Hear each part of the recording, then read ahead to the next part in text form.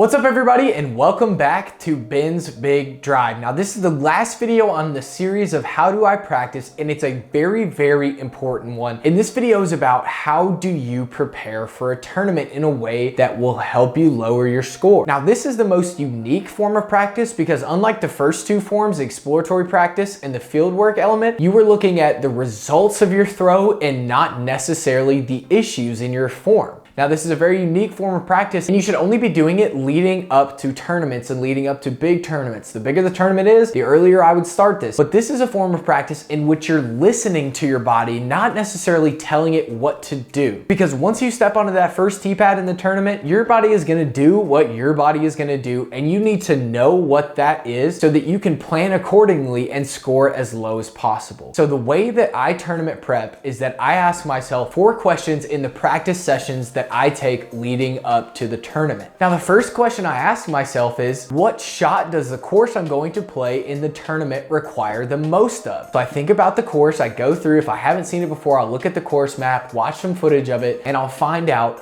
what type of shot does it require, and I want to make sure that I've got that shot down pat, or that at least I spend a lot of time on that shot, that I can get myself to where I feel comfortable going and doing that shot every time to the best of my ability. Now the second question that I want to ask myself is, what shot am I most comfortable with? Now the reason you want to ask yourself this question is, for me, that answer changes all the time. When I started playing disc golf, it was always an Anheuser little flex forehand or a Heiser forehand. It always something to do with forehand. But now, as I've spent so many years working on my backhand form, sometimes I feel more confident in a backhand throw than a forehand throw. Some days it goes back to old times and I'm more confident with an overstable forehand. But this is something that you have to know before you go into the tournament. It is absolutely critical that you know and can answer the question, what shot are you most comfortable with? Because this affects the choices that you make on the course. You need to have that safety and that peace of mind that, hey, if I need to go with any type of shot and I have my choice, I'm going with this specific shot. That's something that you need to know in advance before you start warming up for that tournament on tournament day. Now, the third question I ask myself is the opposite. What is the type of shot that I'm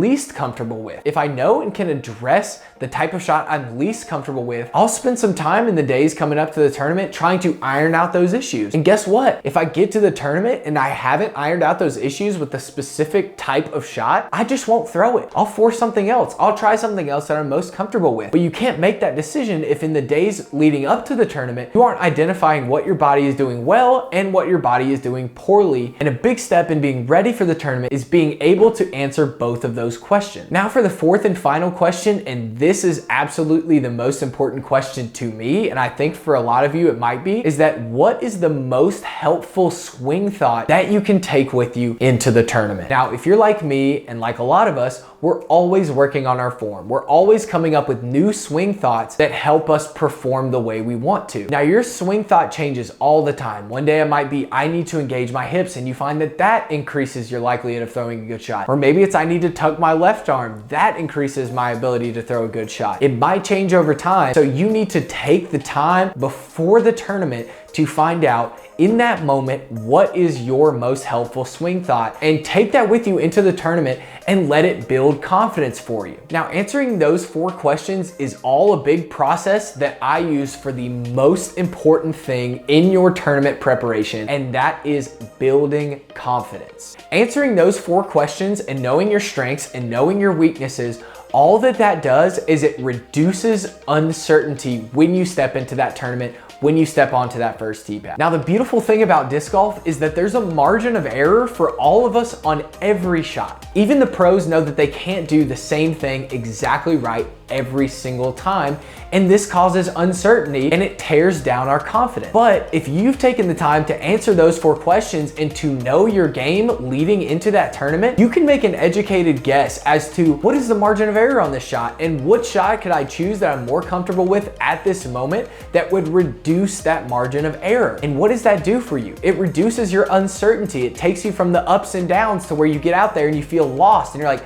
nothing is working. I used to be able to do this shot. If you've taken the time beforehand to be logical about it, to know that you're gonna make mistakes and to know that you might not hit that forehand shot every time, but you have a better chance of hitting the backhand, so that when you miss a shot, you can say, That's a mathematical possibility, and I knew it was possible. Let's move on and let's get it the next time. This is gonna keep your nerve level down and let you be rational out there, which does a world of help for your game when you step into the tournament. The worst thing that can happen for your tournament round is when you feel lost and you've lost your confidence in all of your shots and you have no idea where to go. You need to have a game plan to where you understand that you might miss some shots, but there are shots that you're more comfortable with and that you'll mess up less. And if you mess up, managing your expectations for your shots by preparing is massive in terms of taking yourself off this roller coaster of up and downs of emotions that you experience in a tournament round. And over time, you'll get better at it to where you see your tournament rounds start to end up like your practice round, because you've taken the pressure off by removing that uncertainty of what you're about to do and you start finding a groove. Now, this is the goal for tournament prep. You have to know your body, you have to know yourself to build confidence going to that tournament round. And when you get there, tear it up, baby. Do your best. If it doesn't work out like you wanted it to, that's fine. You just know that you need to practice a little bit more. Don't get emotional about it. Playing a disc golf tournament is fun no matter how badly you do. And I swear, I know it doesn't feel like that sometimes, but I promise it is. And you're growing from that experience. So build up your confidence leading up to tournament prep by answering those questions. And I guarantee you'll see yourself perform better in those tournaments than you have in the past. So that wraps up the series on how I practice. Thank you guys so much for watching, and Vlogsmas continues on, baby. 10 more days. We can do this.